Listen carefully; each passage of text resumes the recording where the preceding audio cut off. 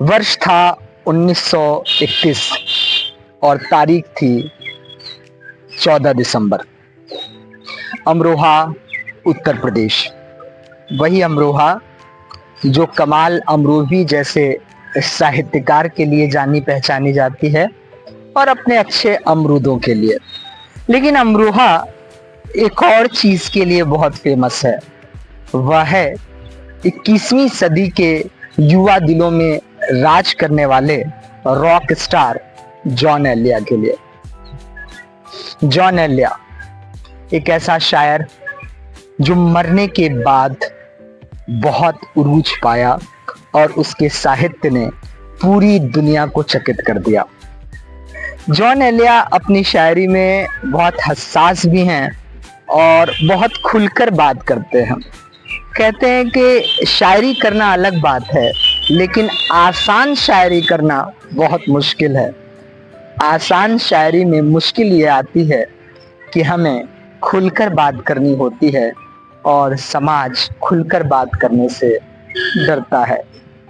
इसलिए जॉन कहते हैं, शर्म दहशत झिझक परेशानी नाच से काम क्यों नहीं लेती। शर्म दहशत झिझक परेशानी नाच से काम क्यों नहीं लेती। आप जी वो मगर क्या है, तुम मेरा नाम क्यों नहीं लेती। जॉन जब भी शायरी पढ़ते तो वो खो से जाते अपने पुराने दिनों में, या फिर जाहिदा हिना से शादी करना, फिर तलाक होना, या फिर भारत से बिछड़ने का गम।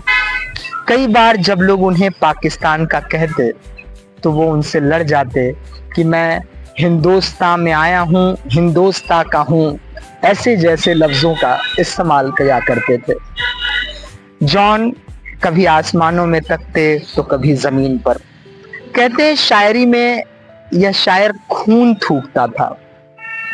यूं आसमान में तकते तकते जॉन लिखने लगते कि ये जो तकते हो आसमान में तुम, ये जो तकते हो आसमान में तुम, कोई रहता है आसमान में क्या, ये मुझे चैन क्यों नहीं आता, ये मुझे चैन क्यों नहीं आता, एक ही शख्स था जहान में क्या।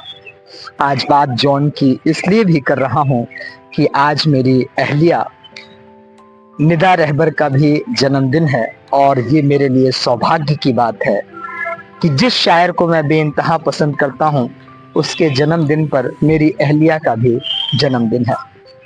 जॉन का एक शेर जो मैं अपनी अहलिया को समर्पित करना चाहूँगा वो ये है कि उसके निगाह नाज की मांग थी कि आप, उसकी निगाह नाज की मांग थी कि आप उम्र गुजार दीजिए, उम्र गुजार दी गई। सत श्री अकाल, नमस्कार, आदाब। देखते रहिए अदब नवाज विद रहबर नवाज। जय हिंद।